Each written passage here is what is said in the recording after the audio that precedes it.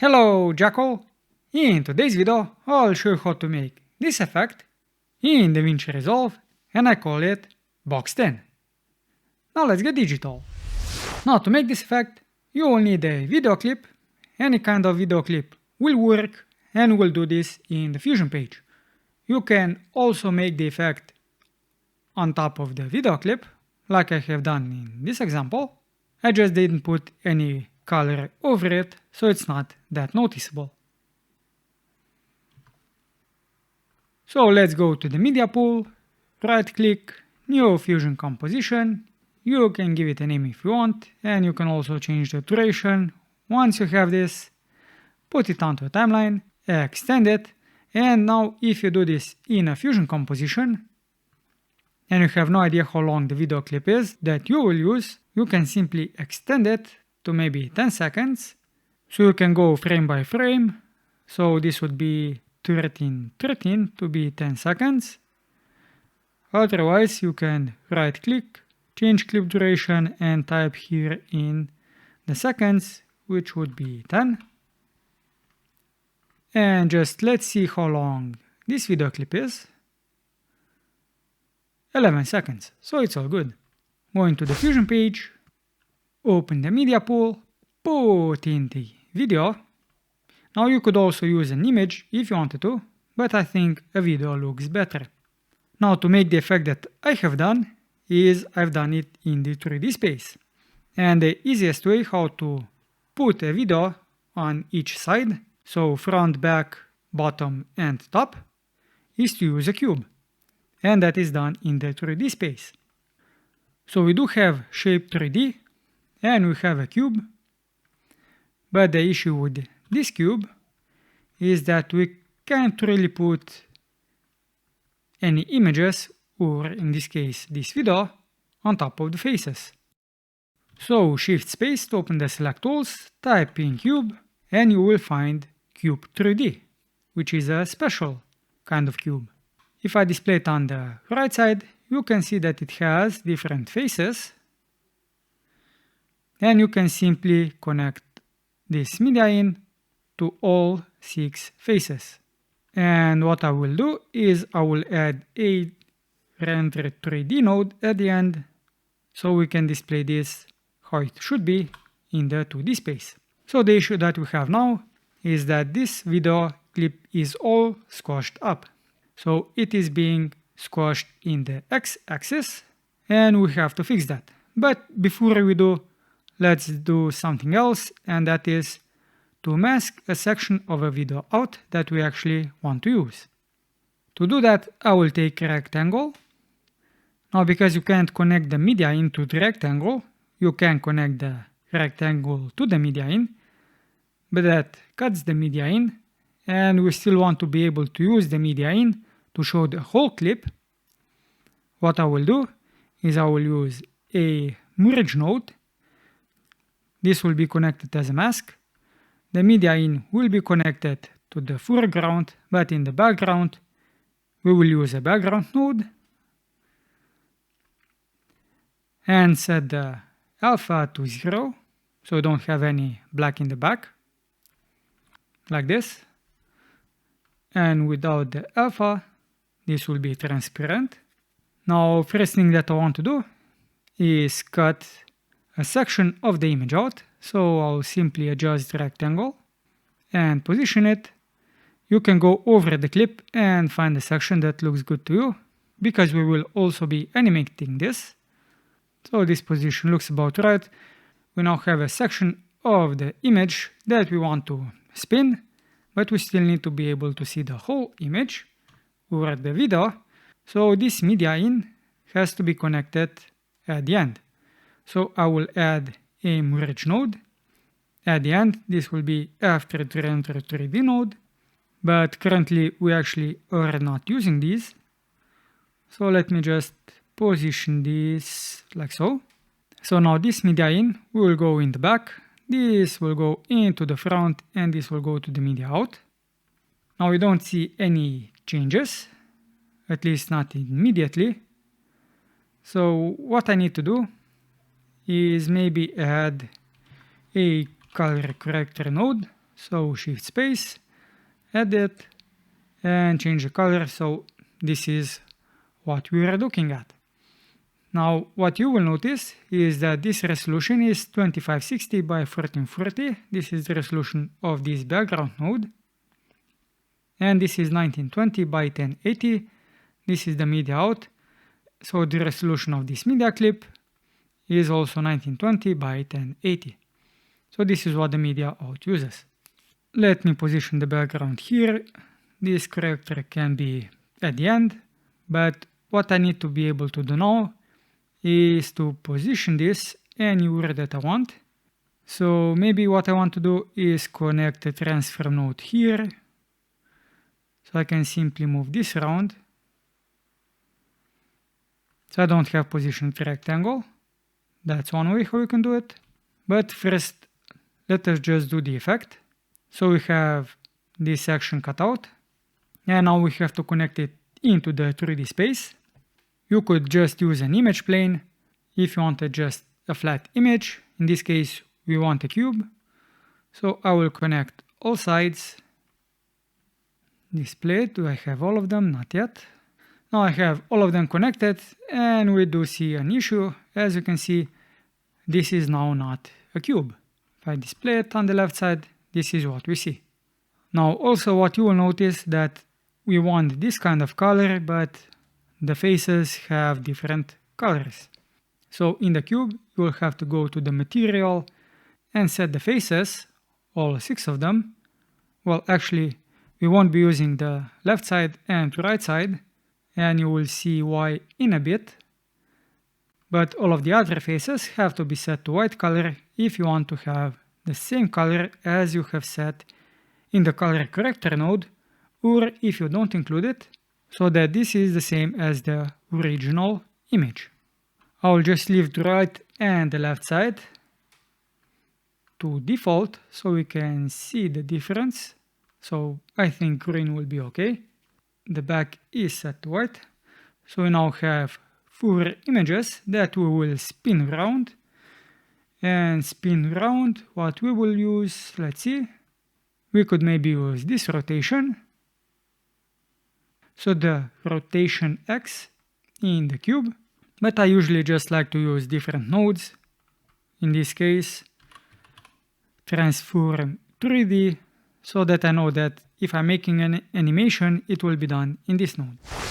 Now the thing that we have to do is to scale this up so that the images line up on the edges, because currently they do not. Now how I have achieved this, and maybe you can do it in a different way, is to use another merge node and a background node. So background in the back and a merge node. Switch between the inputs with the merge selected, Ctrl T. And in this background node, you will go to image, disable the auto scale, and basically cut it until you only get the selection. Now the background does not line up with the image, so you can go to the merge to position the image, or you could also add a transfer node to position this transfer node to be the same size as the background. So if I zoom in, I just have a tiny bit on the y-axis. And while you're dragging, you can hold Ctrl to get a precise adjustment. I think this looks okay. Now on the left side, I have the render 3D node displayed. This is way off, as you can see. And in the media out, this image is way off center. It should be down here. But we'll fix that. Let's take a look in the 3D space though. We now have a cube. Admittedly, it is a little bit stretched out. So if I now take this render node and connect it to the merge. It's too big. So in the cube, we'll go to the controls and we can scale this down. And let's see what happens when we adjust the translation. When you adjust the translation, you see the sides. So if you want to offset this, this is not what you want. So what you do want is to use a camera. So camera 3D. And connect it with the merge node. So let us display both the cube and the camera. And the cube has to be now in the default position, like that. And what I'll do is I will simply move the camera. So now if I go to the merge node and move this one, you can see that it is always the same. Doesn't matter where I move it, the image at the end is still. But I can take then this merge or maybe add a transform node. And when I adjust the X position, we now don't see the sides. So this is what we do want. We now just have to make sure that this is a proper scale, because currently it's stretched out.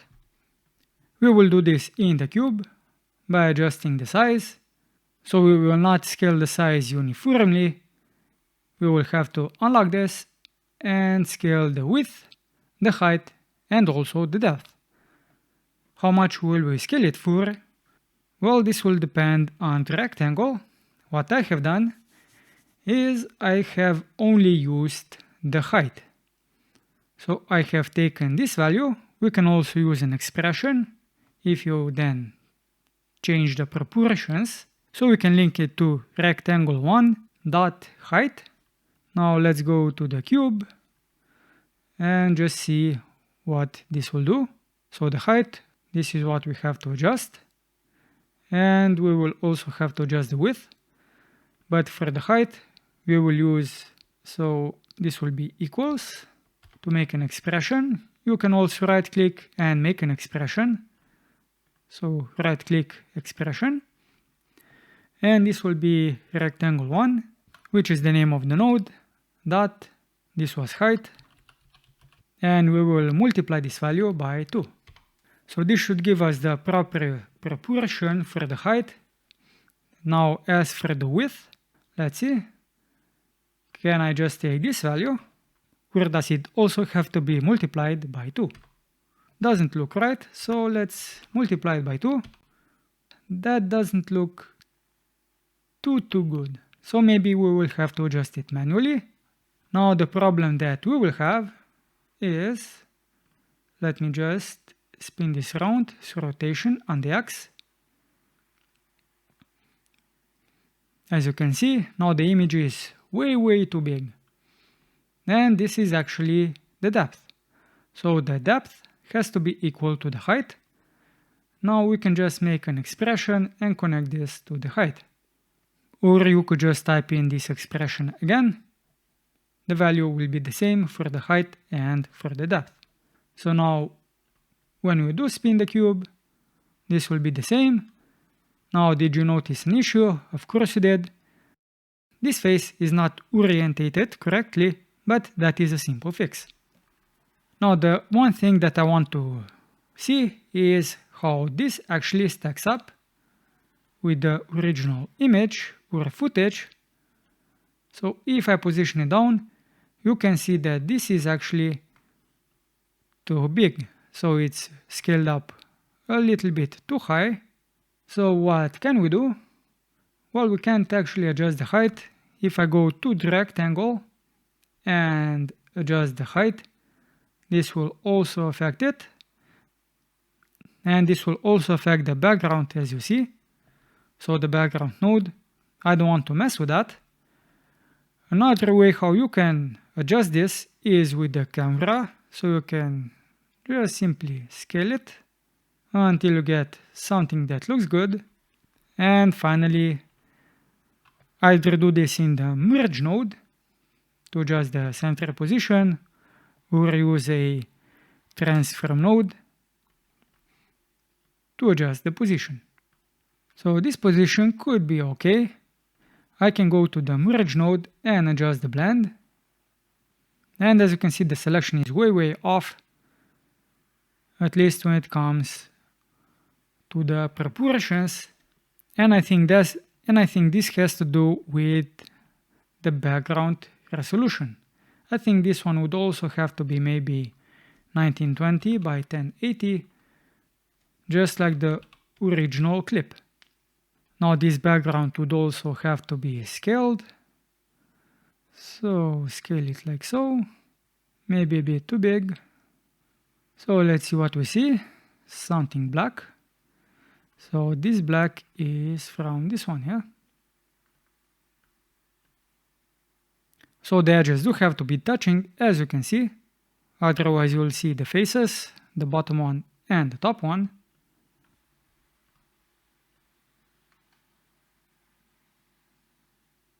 A few moments later. Now I do admit this is a bit of a pain to do, at least the final step to have everything line up. So you can take the last transfer node and uncheck the use size and aspect and adjust the aspect individually. So in this case I would have to increase the X size and decrease the Y size and then adjust the position. Maybe adjust the blend in the merge node so we can actually make the adjustment.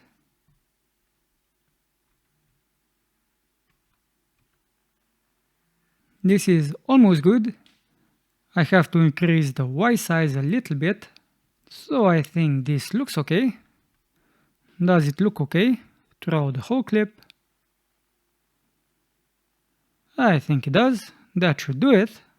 Now all we need is an animation. Maybe I can start at this point, do the animation, and I will do it, let's see, in a separate node. So transform 3D and simply rotate, let's see.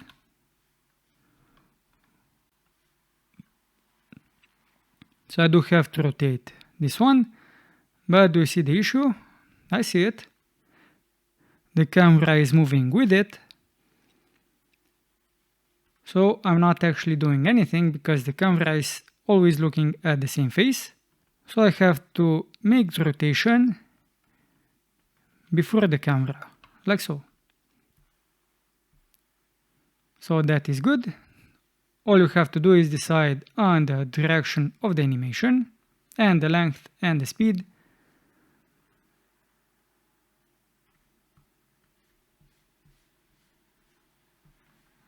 Let's see how fast this moves. I think it's okay. Now I can blend this back to 100 so we can actually see it. Maybe change the color. Now you can also add a drop shadow to this. Other effects, maybe a glow if you want. You can go to the render 3D node, settings, and add motion blur to this. As you can see, this now has blur. If I put this to 10, this should now really stand out. So if I zoom in, this is how that can look like. Now we have one issue, and that is with this back face. It's in the opposite direction. How I'll simply fix that is taking a transform 3D node.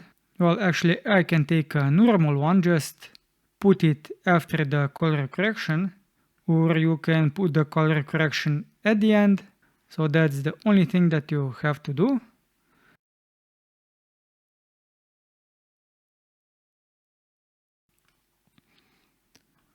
So use that, connect it to here, and what I have to do is connect this to the back. How do I know this is the back? Well, because I have tested it. So this will go to the back, nothing has changed yet, but in the transform node you can now use the flip options, and as you can see, this affects the image.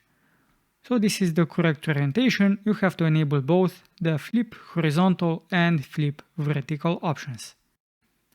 So now this cube that we've made will constantly be in the same orientation.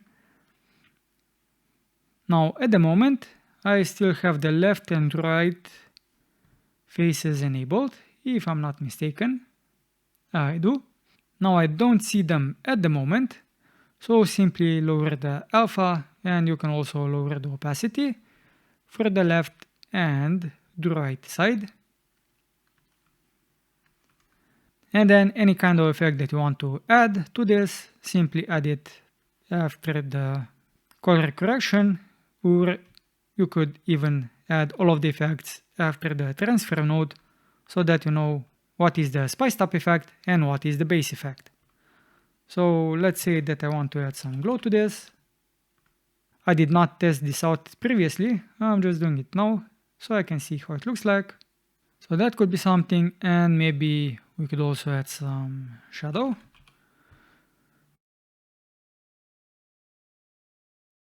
So this is now just in the 2D space.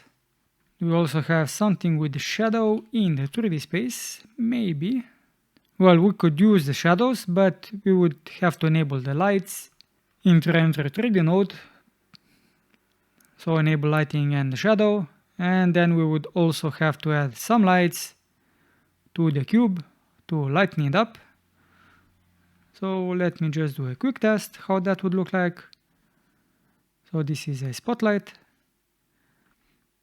Add it to, let's say, the merge node.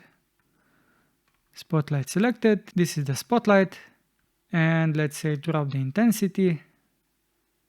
But I don't think that we would actually see any shadows, at least not in this case, because the cube doesn't have any place to drop the shadow to, because this is the 2D composition. So this would also have to be positioned into the 3D space if you wanted to have the cube shadow be affecting this image or video clip. And how you do that is that you would simply put the video clip onto the image plane 3D and merge everything in the 3D space. Now if you use this drop shadow, as you can see, it sucks. If you want to change the color of it, so use the other one, use this one, if you want to change the color of the shadow. And now if you want this to have a smooth playback, go to timeline proxy resolution, set this to half per quarter. Now obviously the video won't be as nice to look at, and you can also disable high quality and motion blur. Maybe if I use full resolution, just without the high quality and motion blur, it also looks okay and plays fine. Now you can make the adjustments to the animation. You can go to the spline, select the animation. In this case it was in the transfer node, the X rotation. Click zoom to fit. A simple fix would be to select both points, press S, and then you can adjust the handles how you want. So a fast animation at the start, a slow one at the end, or a slow animation at the start, and a fast one at the end. So like so.